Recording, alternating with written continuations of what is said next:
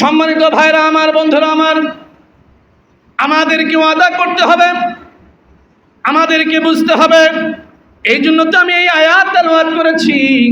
আল্লাহ পাক রব্বুল আলামিন কোরআনুল কারীমের মধ্যে বলেছেন, ওয়াকালাল্লাযীনা কাফারু রব্বানা আরিনাল লাযাইনি আযাল্লানা মিনাল জিন্নি ওয়াল ইনসি নাজআলহুমা তাহতা আকদামিনা লিয়াকুনা মিনাল আসফালিন। কাল কিয়ামতের ময়দানে যখন জাহান্নামীদেরকে, কাফেরদেরকে জাহান্নামে পাঠানো হবে, আসামিদেরকে যখন পাঠানো হবে, জাহান্নামীরা যখন জাহান্নামীর দিকে যাবে, তখন তারা আল্লাহর কাছে ডেকে ডেকে বলবে, আল্লাহ, যারা আমাদেরকে গোমরাহ করেছে, যারা আমাদেরকে পথভ্রষ্ট করেছে, যারা আমাদেরকে ভুল পথে নিয়ে আজকে জাহান্নামের আসামি বানিয়েছে, ওদেরকে সামনে নিয়ে আসো, ওদেরকে পায়ে তলায় ফেলে ওদেরকে সাথে নিয়ে জাহান্নামে যাব। আপনি যদি কোনো নেতাকে, আপনি নেতা হয়ে কোনো কর্মীকে যদি ভুল পথে চলান, আপনি বাবা হয়ে যদি সন্তানদেরকে ভুল পথে চলান, আপনি স্বামী হয়ে যদি আপনার স্ত্রীকে ভুল পথে চলান, আপনি বড় ভাই হয়ে ছোট ভাইকে যদি ভুল পথে চলান, আপনি মাস্টার হয়ে যদি ছাত্রছাত্রীদেরকে ভুল পথে চলান, ইমাম হয়ে যদি মুসল্লিদেরকে ভুল পথে চলান, কাল কিয়ামতের ময়দানে শুধু মুসল্লিরাই জাহান্নামে যাবে না, যারা ভুল পথে তাদেরকে পরিচালিত করেছে তাদেরকেও জাহান্নামে যাইতে হবে। কথা ঠিক কিনা? এই জন্য আমরা মসজিদের ইমামের সামনে যেভাবে বাহাদুরি দেখাই, ঠিক তেমনইভাবে আমাদের চোখের সামনে ওপেনে যারা ইমান চলে যায়, আমল নষ্ট হয়ে যায়, আকীদা নষ্ট হয়ে যায়, পরকাল বরবাদ হয়ে যায়, এরকম বক্তব্য স্লোগান যারা আমাদের চোখের সামনে দিবে, সঙ্গে সঙ্গে প্রতিবাদ করবো তো ইনশাআল্লাহ। প্রতিবাদ আমাদের করতে হবে, আমাদেরকে প্রতিবাদ করতে হবে। কারণ আল্লাহ রাসূল সাল্লাল্লাহু আলাইহি ওয়াসাল্লাম হাদিসের মধ্যে বলেছে, লা তাআতা লিমাখলুক ফি মাসিয়াতিল খালিক। মাখলুকের এমন কোনো ইতাআত, অনুসরণ, আদেশ পালন করা যাবে না যেটা আল্লাহ পাকের নাফরমানি, আল্লাহ পাকের নাফরমানি হয়, এরকম কোনো আদেশ আমাদের মানা যাবে না। বাবা যদি ইসলাম, সঠিক ইসলাম অনুযায়ী আদেশ করে, সে বাবা মার কথা মানব। আমার পীর যদি ইসলাম মতো আমাকে ওজিফা দেয়, আমি সেটা মানব।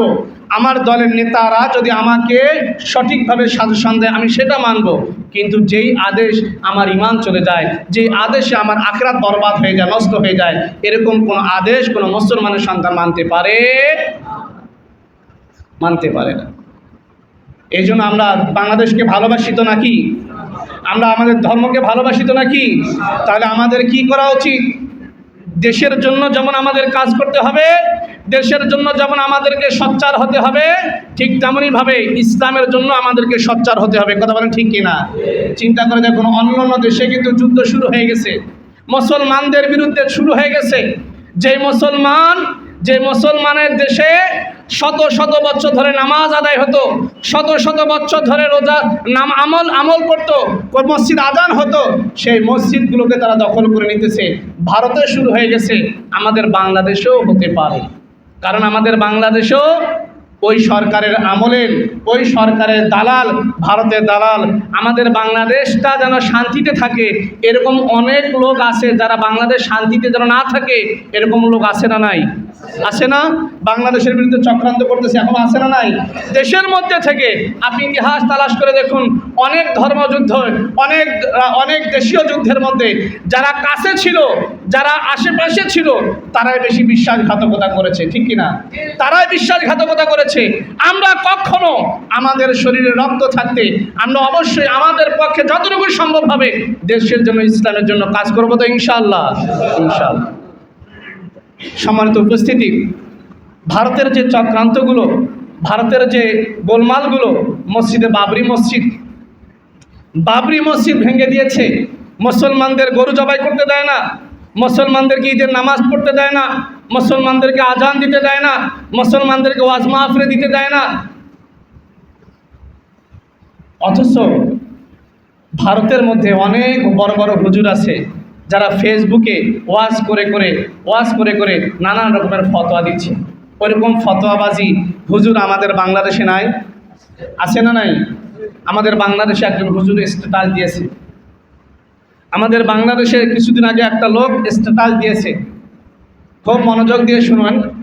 স্ট্যাটাসটা হলো, তার মূল বক্তব্য হলো যে ঈমান আপনাকে মসজিদে নিতে পারে না, সেই ঈমান নিয়ে আপনি কিভাবে জিহাদের ময়দানে যাবেন। এরকম একটা স্ট্যাটাস আপনারা শুনছেন। যে ঈমান আপনাকে মসজিদ পর্যন্ত নেয় না, সেই ঈমান কিভাবে আপনি জিহাদের ময়দানে যাবেন, ফিলিস্তিনি জিহাদের ময়দানে যাবেন। এখন অনেকেই আছে এই বক্তব্যটা শোনার পরে যতটুকু আগে সচেতন ছিল, আগ্রহ ছিল, এই বক্তব্য শোনার পরে অনেকের আগ্রহ নষ্ট হয়ে গেছে। অনেকের আগ্রহ নষ্ট হয়ে গেছে। কথা তো ঠিক নেই, বক্তব্য তো ঠিক। আর আমাদের বাংলাদেশটা, আমাদের মানে ধর্মটা এখন এমন অবস্থা হয়ে গেছে, মানে ধর্মটা এখন কী অবস্থা হয়ে গেছে জানেন? আপনি দেখছেন আজ পর্যন্ত কোনো জায়গায় একটা এমবিবিএস ডাক্তারের সাথে সাধারণ কোনো জনগণ, সাধারণ কোনো লোক চিকিৎসা নিয়ে তর্ক করতে দেখছেন? কথা বলেন না কেন? তর্ক করতে দেখছেন? না, তর্ক করতে কেউ দেখেনি। একটা এমবিবিএস ডাক্তারনির সাথে যেই লোকটা ডাক্তার নয়, সাধারণ অন্য শিক্ষায় শিক্ষিত, কিন্তু আপনার চিকিৎসা নিয়ে তার সাথে দ্বন্দ্ব করতে দেখবেন না, তর্ক করতে দেখবেন না। একটা এমবিবিএস ডাক্তার বা একটা ছোটো মোটো ডাক্তারও যদি হয়, সে কি অসুস্থ হয় না? কথা বলেন, হয় কি হয় না? অসুস্থ হয়। এই অসুস্থ ব্যক্তিটা কিন্তু দেখবেন যে এর চাইতেও উপরে যে ডাক্তার আছে বা চিকিৎসার জন্য সাধারণ কোনো মানুষের কাছে যায় না, যাবে কার কাছে? ডাক্তারের কাছে যাবে। আম জনতা যদি যতই ভালো কথা বলুক না কেন, পরামর্শ দেখ না কেন, তার কাছে এটা মনোভূত হবে না, সে যাবে ডাক্তারের কাছে। একজন এমবিবিএস ডাক্তারের সাথে সাধারণ লোককে তর্ক করতে দেখবেন না ডাক্তারি বিষয় নিয়ে। একটা ডাক্তার অসুস্থ হলে সে তার ডাক্তারের কাছে যাবে চিকিৎসার জন্য, অন্য কোথাও যাবে না। কিন্তু ধর্মটা, ইসলামটা আমাদের কাছে এমন হয়ে গেছে, বড় বড় মুফতি মুহাদ্দিসের সাথে সাধারণ ছেলেপেলে আজকে ধর্ম নিয়ে তর্ক করে। কথা বলেন ঠিক কিনা? তর্ক করে। অনেক বড় বড় হুজুরের সাথে এমন ছেলেপেলে, কলেজ পড়ুয়া, স্কুল পড়ুয়া ছেলেপেলেরা তর্ক করে যে ছেলে শুদ্ধ করে সূরা ফাতিহা পড়তে পারে না, তর্ক করে। একটা ইঞ্জিনিয়ার, যিনি ইঞ্জিনিয়ার, তার সাথে অন্য কোনো পেশার লোক তর্ক করে না ওই বিষয়টা নিয়ে। তাহলে আমাদের ধর্মের জন্য, আমরা কেন ওলামায়ে কেরাম, মুফতি মুহাদ্দিসের সাথে তর্ক করব যদি ওই বিষয়ে আমাদের কোনো জ্ঞান না থাকে? সম্মানিত ভাইরা আমার, বন্ধুরা আমার, আপনি মনে করতে পারেন হুজুর তার বক্তব্যটা তো ঠিক আছে, যেহেতু যে ইমানদার ঈমান গ্রহণ করার পরে, কালিমা পড়ার পরেও, মুসলমান দাবি করার পরেও যে ব্যক্তি মসজিদে যাইতে পারে না, নামাজে আসতে পারে না, সে ব্যক্তি কিভাবে জিহাদের ময়দানে যাবে? সে ব্যক্তি কিভাবে যুদ্ধ করবে? তার কথাটা আপনার কাছে যৌক্তিক মনে হতে পারে, তার কথাটা আপনার কাছে ভালো মনে হতে পারে। কিছুক্ষণের জন্য যদি মেনে নেয়, ঠিক আছে, মুসলমান যদি নামাজ না পড়ে তাহলে জিহাদের ময়দানে যেতে পারবে না, যুদ্ধের ময়দানে যাইতে পারবে না। আমাদের বাংলাদেশটা যখন স্বাধীন হলো, বাংলাদেশে যখন যুদ্ধ হয়েছিল, যখন যুদ্ধ চলছিল, যারা যুদ্ধ করেছে আপনারা বলেন তো দেখি, সবাই কি নামাজি ছিল? হ্যাঁ, মনে হয় কথাটা বুঝেননি। আমাদের বাংলাদেশে যখন যুদ্ধ হয়, আমরা ইতিহাস পড়েছি 9 মাস যুদ্ধ হয়েছে, তাই না? যারা যুদ্ধ করেছে সবাই কি নামাজি ছিল? বেনামাজি আন্দোলন করে নাই? আচ্ছা, ওইটা দেখেননি, অনেকে দেখেনি, ওইটার কথা বাদ। এই যে 5 আগস্টের আন্দোলনে আপনারা যারা ঢাকায় গিয়েছেন, ওই এক ভাইয়ের সাথে আমার দেখা হয়েছিল, ওনার সাথে দেখা হয়েছিল সংসদে, ঠিক আছে? তো আমরা যারা গেছি, ওইখানকার পরিবেশ দেখলে এমন এমন ছেলে মেয়ে ওইখানে উপস্থিত হয়েছে, মনে হয় নামাজ তো দূরের কথা, অনেক হিন্দু, অন্যান্য ধর্মের অনেক ছেলে মেয়ে সেই যুদ্ধে, সেই প্রোগ্রামে, অনুষ্ঠানে অংশগ্রহণ করেছে। কথা ঠিক না? বাংলাদেশের জনগণ সর্বস্তরের মানুষ যদি আন্দোলনে শরিক না হইতো তাহলে আমাদের ওই অবস্থা নতুন করে বাংলাদেশ কি জয় হইতো? কথা বলেন। ঠিক তেমনই ভাবে বাংলাদেশের সাথে ভারতের যখন যুদ্ধ হয়েছিল, ওই যুদ্ধের সময় কে নামাজি কে বেনামাজি, কে রোজাদার কে বেরোজাদার, সর্বস্তরের জনগণ যদি হাল না ধরতো, লাঠি না ধরতো, তাহলে বাংলাদেশ যেমন স্বাধীন হইতো না, ঠিক তেমনই ভাবে ফিলিস্তিনকে স্বাধীন করতে হলে, গাজাকে স্বাধীন করতে হলে, ইসরায়েল থেকে মুক্ত করতে হলে নামাজি বেনামাজি সুদখোর ঘুষখোর সবাইকে নিয়ে আন্দোলন করলে তবেই স্বাধীন হবে। আমার মনে হয় ওই সময় বাংলাদেশ যেই সময় স্বাধীনতা লাভ করেছে, ওই সময় যদি মিস্টার মজুমদারের মতো শায়েখ যদি বাংলাদেশে থাকতো, আমার মনে হয় বাংলাদেশ স্বাধীন হইতো না। কথা বলেন ঠিক কিনা? তখনও ফতোয়া দিত, তোমরা তো নামাজে বলুন, তোমরা কিসের যুদ্ধের ময়দানে যাবে? এগুলো হচ্ছে অটো শায়েখ। কি শায়েখ? অটো শায়েখ। আচ্ছা বলেন তো দেখি, আল্লাহ পাক সুবহানাহু ওয়া তাআলা কোরআনুল কারীমের মধ্যে বলেছেন যে ইন্নাস সালাতা তানহা আনিল ফাহশাই ওয়াল মুনকার।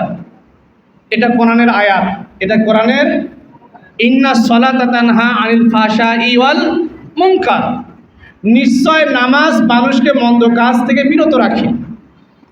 অনেক এখানে জামশেদ মজুমদারের ভক্ত আছেন, তাকে ফলো করেন, তাকে আইডল হিসাবে মানেন।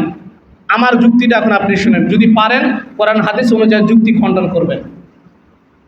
মিস্টার মজুমদার যে বলছে যে ঈমান তোমাকে মসজিদ পর্যন্ত নিতে পারে না, সেই ঈমান তোমাকে জিহাদের ময়দানে নিবে কিভাবে? আমি তার এই পোস্টের নিচে অনেকে কমেন্ট করেছে। পরিচিত একজন বলেছে যে মুসলমান আর বিধর্মীদের মধ্যে পার্থক্য হলো নামাজ। মুসলমান আর বিধর্মীদের মধ্যে পার্থক্য কি? এটা হাদিস। এটা কি? বাইনাস সালাত মান তারাকাস সালাত ওমান কাফারা, যে ব্যক্তি নামাজ ছেড়ে দেয় সে ব্যক্তি কুফরি করলো। কি করলো? কুফরি করলো। আমরা ব্যাখ্যাটা এইভাবে করি, যে ব্যক্তি নামাজ ছেড়ে দিল সে ব্যক্তি কুফরি করলো। আর তারা অনুবাদ করে যে ব্যক্তি নামাজ ছেড়ে দিল সে কাফের হয়ে গেল। সে কি হয়ে গেল? কাফের হয়ে গেল। এটা তাদের অনুবাদ।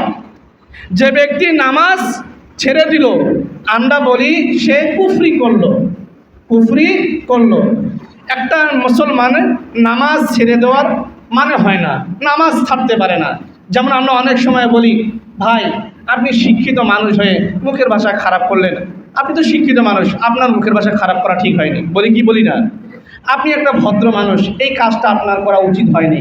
তার মানে যে কাজটা করছে ওই কাজটা নিচু মনের মানুষ যারা তারা করবে, কিন্তু আপনি তো উঁচু মনের ভদ্র মানুষ, আপনি তো শিক্ষিত মানুষ, এই কাজটা আপনি করতে পারেন না। ঠিক তেমনইভাবে একজন মুসলমান মানুষ স্ব ইচ্ছা নামাজ ছাড়তে পারে না, কিন্তু নামাজ ছেড়ে দেওয়াটা আপনার জন্য ঠিক হয়নি। কিন্তু আমরা তাকে বলি না যে সে কাফের হয়ে গেছে। কেউ যদি নামাজকে অস্বীকার করে আমরা বলি সে কাফের হয়ে গেছে। আমরা কি বলি? কেউ যদি নামাজকে নিয়ে কটাক্ষ করে, নামাজকে অস্বীকার করে, সে কাফের হয়ে গেছে। কিন্তু তাদের অনুসারীরা বলতেছে যে নামাজ আর বিধর্মীদের মধ্যে পার্থক্য হলো, মুসলমান আর বিধর্মীদের মধ্যে পার্থক্য হলো নামাজ। যেহেতু এটা রসুলের হাদিস, তাই যে ব্যক্তি নামাজ পড়ে না সে কাফের হয়ে যায়, সে কাফের, এরকম করে বলতেছে। এখন বলেন এটা হাদিস, এটা কি হাদিস? এখন আমার যুক্তি শুনেন। আল্লাহ রসুল সাল্লাল্লাহু আলাইহি ওয়াসাল্লাম অনেক হাদিসে বলেছেন এরকম অনেক হাদিস আছে। এক হাদিসের মধ্যে আছে যে ব্যক্তি তার এলাকায় নিজে পেট ভরে খানা খায়, নিজে পেট ভরে খানা খায়, কিন্তু তার পাড়া প্রতিবেশী না খেয়ে থাকে, অভুক্ত থাকে, আল্লাহ রসুল সাল্লাল্লাহু আলাইহি ওয়াসাল্লাম বলছেন সে ব্যক্তি আমার উম্মত নয়। এই হাদিস শুনছেন না আপনারা? যে ব্যক্তি নিজে পেট ভরে খায় আর তার পাড়া প্রতিবেশী অভুক্ত থাকে সে ব্যক্তি আমার উম্মত নয়। তাহলে বলেন এই আমল আমরা কয়জন করি? আমরা কয়জন ঘরে ঘরে খোঁজ করে করে আমরা দেখতেছি যে কে খায় কে খায় না? আমাদের পক্ষে আমল করা সম্ভব? সবার পক্ষে কি আমল করা সম্ভব? এখন যদি বলেন আপনি নামাজ পড়েন আপনি কাফের, আপনি কিসের জিহাদের ময়দানে যাবেন? যদি তারা এই যুক্তি দেখায়, আল্লাহ পাক কোরআনুল কারীমের মধ্যে বলেছেন ইন্নাস সালাতা তানহা আনিল ফাহশাই ওয়াল মুনকার, নিশ্চয় নামাজ মানুষকে মন্দ কাজ থেকে বিরত রাখে। নিশ্চয় নামাজ মানুষকে অশ্লীল কাজ থেকে বিরত রাখে। এটা আল্লাহ পাকের কথা, কোরআনের কথা বেশি গুরুত্বপূর্ণ না হাদিসের কথা বেশি গুরুত্বপূর্ণ? কথা বলেন। তা কোরআন বলতেছে নিশ্চয় নামাজ মানুষকে মন্দ কাজ থেকে বিরত রাখে। আপনাদেরকে জিজ্ঞাসা করি, অনেক নামাজি আছে নামাজ উপরে সুদ খায়, আছে না নাই? অনেক নামাজি আছে নামাজ উপরে মিথ্যা কথা বলে, আছে না নাই? অনেক নামাজি আছে নামাজ উপরে গান বাজনা শুনে, আছে না নাই? অনেক নামাজি আছে নামাজ পড়ে হারাম খায়, আছে না নাই? অনেক নামাজি আছে নামাজ পড়ে বেপরদায় চলে, কথা বলেন আছে না নাই? তা যেই নামাজি ব্যক্তি নামাজ পড়ার পরেও সুদ খায়, ঘুষ খায়, হারাম খায়, অন্যভাবে চলে, মানুষের অত্যাচার করে, জুলুম করে, তাহলে নামাজ বলতেছে মানুষকে মন্দ কাজ থেকে বিরত রাখে। তাহলে বলেন তো দেখি, এই ব্যক্তি যদি নামাজ পড়ে এগুলোও খাইতেছে, এইভাবে চলতেছে, তাহলে কি তার নামাজ হচ্ছে? কথা বলেন, তার নামাজ হইতেছে? কোরআন তো বলতেছে নামাজ তার হইতেছে না। যদি নামাজ হয় তাহলে কোরআন মিথ্যা বলতেছে, নাউজুবিল্লাহ। কারণ কোরআন কি মিথ্যা কথা বলে? কোরআনে যা আছে সব কি সত্য, আল্লাহর কথা। নিশ্চয় নামাজ মানুষকে মন্দ কাজ থেকে বিরত রাখে।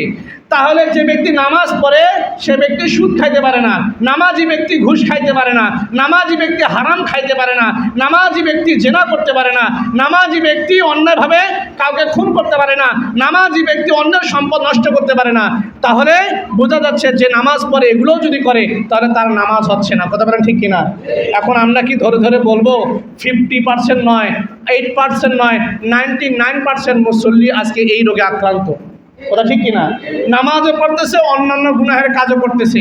তাহলে আমরা কি ধরে ধরে বলবো ভাই আপনি নামাজ পড়তেছেন, নামাজ পড়ে মসজিদ থেকে বের হয়ে দোকানের মধ্যে আপনি টেলিভিশন চালু করে দিয়ে গান শুনতেছেন, নাটক দেখতেছেন, সিনেমা দেখতেছেন, আপনার তো নামাজ হইতেছে না। কারণ ওই লোক যদি কয় যে হুজুর আমার যেহেতু নামাজ হইতেছে না, নামাজও আর পড়বো না। কথা ঠিক না? আমার তো নামাজ হইতেছে না, আমি নামাজ পড়তেছি, আমি মিথ্যা কথা বলি, আমার তো নামাজ হইতেছে না, তাই নামাজ পড়ার আমার কী দরকার? বলেন তো দেখি, এই যুক্তি দিয়ে আমরা এইভাবে যদি বলি তাহলে মুসল্লিরা নামাজ ছেড়ে দিবে নাকি আর নামাজের দিকে পাবন্দি হবে? নামাজ ছেড়ে দিবে না? ওরা চিন্তা করবে কি আমার তো নামাজও হইতেছে না, নামাজ তো আমাকে, নামাজ পড়ে আমার লাভটা কি? ওরা যে এই কথা বলেছে, তোমাকে যে ইমান মসজিদ নিতে পারে না সেই ইমান নিয়ে তুমি জিহাদের ময়দানে কীভাবে যাবে? এই কথা যদি শুনে বলেন তো দেখি মানুষ কি জিহাদের ময়দানে যাবে? এইবার যা যাবে? বরঞ্চ বলতে হবে যে ভাই আমরা নামাজ ছেড়ে দেওয়ার কারণে, আমল ছেড়ে দেওয়ার কারণে আজকে বিজাতিরা আমাদের উপর অত্যাচার করছে, জুলুম করছে। এই জন্য বেশি বেশি করে নামাজের দিকে যাও, বেশি বেশি করে নামাজ পড়ে আল্লাহর কাছে সাহায্য চাও। কথা বলেন ঠিক কিনা? কিন্তু এইভাবে না বলে যেভাবে যুক্তি খেয়ে পেশ করেছে, এরকম অটো সাহেব বাংলাদেশে কোনো বক্তব্য দিতে পারবে না। এই জন্য আমাদেরকে একটা প্রতিবাদ করা দরকার। এরকম অটো শায়েকরা আজকে ফতোয়া দিচ্ছে, এরকম উল্টাপাল্টা বক্তব্য দিচ্ছে। কিভাবে? তাদের আরেকজন শায়েক আছে ডক্টর মুজাফফর বিন মহসিন, সে তার এই বক্তব্যকে গ্রহণ করেছে, এই বক্তব্যগুলো গ্রহণ করেছে। আসলে বলেন তো দেখি, এই বক্তব্যগুলো শোনার পরে যারা জিহাদের ময়দানে যাওয়ার জন্য একটু উদ্বুদ্ধ হয়েছে তারা তো জিহাদের ময়দানে যাবে না। ভারত যদি এখনই আমাদের বর্ডার খুলে দিয়ে আমাদের উপর আক্রমণ করে, আমরা কি বসে বসে বলবো যে ঠিকই হয়েছে, ওরা তো নামাজ পড়ে না, ওরা তো কাফের, যারা নামাজ পড়ে না যে মুসলমান তারা তো কাফের, ওদেরকে মারাই উচিত? এই কথা বলা যাবে? কথা বলেন না কেন? যাবে? যাবে না। কি আজীব ব্যাপার!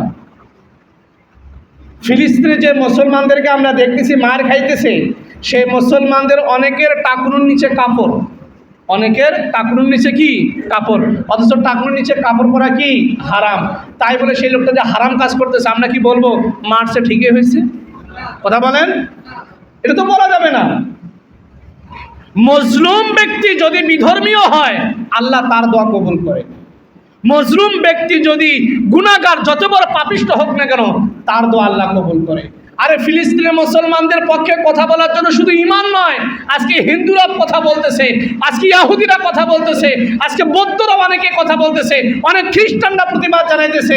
তাদের বিরুদ্ধে কথা বলা, ফিলিস্তিনের পক্ষে কথা বলা এবং ইসরায়েলের বিরুদ্ধে কথা বলা, এটা তো শুধু ঈমানের দাবি নয়, এটা তো মনুষ্যত্বেরও দাবি। কথা বলে ঠিক কিনা? এটা তো মনুষ্যত্ব লাগে। একটা ইহুদিকে যদি এখানে কেউ হত্যা করে, এখানে কুপে কুপে যদি মারে, আমরা কি বলবো যে ঠিকই হয়েছে? না, একজন ইহুদি দেশে বসবাস করার আইন আছে, এক খ্রিস্টান বসবাস করার আইন আছে, হিন্দুর বসবাস করার আইন আছে। কথা বলেন ঠিক কিনা? তা আমাদের মুসলমান ভাইদেরকে এইভাবে মারতেছে, আর আমরা বসে বসে যদি ফতোয়া দেই ওরা মুসলমান, আমাদের ঈমান ঠিক নেই, নামাজি আমরা হতে পারি নাই, এখনো মসজিদে আমরা যাইতে পারি নাই, এই জন্য আমরা আন্দোলন করবো না, জিহাদ করবো না। তাহলে তুমি তো নামাজ পড়ো, তুমি তো পাক্কা ঈমানদার, তুমি আন্দোলন করো না কেন? তুমি আন্দোলন না করার কারণে তোমার বিরুদ্ধে আগে আন্দোলন করা দরকার। এই সমস্ত অটো শায়েখদের পিঠে চামড়া তোলা দরকার, যারা মানুষকে জিহাদের ময়দান থেকে বিমুখ করছে, যারা মানুষকে আন্দোলনমুখী থেকে না করে বিমুখ করছে, মানুষের মধ্যে ফিতনা ছড়াচ্ছে, এরকম অটো শায়েখ যেগুলো আছে তাদেরকে বয়কট করার সময়ের দাবি হয়ে গেছে। কি আজীব ব্যাপার! ভারত যদি আমাদের উপর আক্রমণ করে তাহলে তারা ফতোয়া দিবে যে আমরা তো এখনো নামাজি হতে পারিনি। এই জন্য ভাই ভুল বুঝবেন না, এই বক্তব্য তাদের বক্তব্য সঠিক নয়, তাদের হাদিস সঠিক কিন্তু ভাব সঠিক নয়। নামাজি মুসলমান এবং বিধর্মীদের মধ্যে পার্থক্য নামাজ, এটা সঠিক। আমাদেরকে দরদ নিয়ে বলতে হবে যে ভাই নামাজ কেন পড়বেন না, আপনি কেন পড়বেন না? আপনি দাওয়াত দিবেন, কিন্তু যদি আপনি বলেন যে নামাজ না পড়লেই কাফের, তাহলে যারা কাফের হয়ে গেছে, যারা কাফের, আমাদের অনেকেই আছে বাবা মা নামাজ পড়ে না কিন্তু বিয়ে করে আমাদেরকে জন্ম দিয়েছে, অনেকের বাবা মা জন্ম দিয়েছে কিন্তু বাবা মা নামাজ পড়ে না, বাবাও নামাজ পড়ে না, মাও নামাজ পড়ে না, বাপ নামাজ পড়ে, মা নামাজ পড়ে না, মা নামাজ পড়ে, বাপ নামাজ পড়ে না, এরকম আছে না নাই?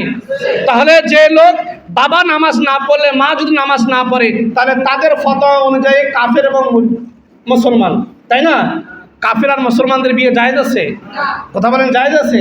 তার তো ওই সন্তান তো হারামজাদা, ওই সন্তান তো অবৈধ, নাউজুবিল্লাহ বলা যাবে? ওই সন্তান তো অবৈধ তাদের ফতোয়া অনুযায়ী। কি আজীব কথা! আর এই কথাগুলোকে বাংলাদেশের জনগণ মানতেছে, শুনতেছে। এই জন্য সম্মানিত উপস্থিতি, দেশের হক্কানি ও রব্বানি ওলামায়ে কেরামগণ যে সময়ের পরিপ্রেক্ষিতে যে মসজিদগুলোতে যে বক্তব্য দিচ্ছে, আপনারা ভালোভাবে শুনবেন, ওলামায়ে কেরামদের কথাগুলো শুনবেন। হক্কানি রব্বানি ওলামায়ে কেরাম যারা কথাগুলো বলতেছেন, দেশের জন্য কথা বলছে। আজ থেকে 40 বছর 50 বছর আগে যে কথাগুলো বলা হয়েছে, সেই কথাগুলো আজকে রন্ধ্রে রন্ধ্রে পালন মানে দেখা যাচ্ছে, প্রমাণ দেখা যাচ্ছে যে ভারত যে আমাদের বন্ধু নয়, শত্রু, ভারত যে আমাদের প্রকাশ্য শত্রু, এটা আজকে প্রমাণ হয়ে যাচ্ছে। ভারত যে মুসলমানদের উপর অত্যাচার করতেছে, তারা যদি আমাদের বাংলাদেশের জনগণ বাংলা যুদ্ধের সময় যদি সত্যি যদি আমাদের উপর মহব্বত করে আমাদেরকে সাহায্য করত, তাহলে এখন মুসলমানদের উপর অত্যাচার করতেছে কিভাবে? দেশের মুসলমানদের উপর, ভারতের মুসলমানদের উপর অত্যাচার করতেছে কিভাবে? আর এই মুসলমানদের অত্যাচার দেখে, জুলুম দেখে আমরা যদি নীরবে সহ্য করি, চুপ করে থাকি, এটা কি মুসলমানিত্ব হবে? কথা বলেন, মুসলমানিত্ব হবে? মুসলমানিত্ব হবে না। এই জন্য সম্মানিত উপস্থিতি, এমন কোনো দল আমাদের করা যাবে না, এমন কোনো নেতার পিছনে আমাদের ছুটা যাবে না, এমন কোনো দলের সাথে আমাদের থাকা যাবে না, কাজ করা যাবে না যেই দলের সাথে দেশের শত্রুতা আছে, যেই দলের সাথে ধর্মের শত্রুতা আছে, এরকম কোনো দলের সাথে আমাদের কোনো সম্পৃক্ত থাকবে। আল্লাহ পাক আমাদের সবাইকে আমল করার তৌফিক দান করুন। আমরা সবাই ফিলিস্তিনের জন্য দোয়া করব, ভারতের মুসলমানদের জন্য দোয়া করব, সকল মুসলমানদের জন্য দোয়া করব। যে মুসলমানরা যেখানে লাঞ্ছিত নির্যাতিত, অবশ্যই আমরা তাদের জন্য দোয়া করব।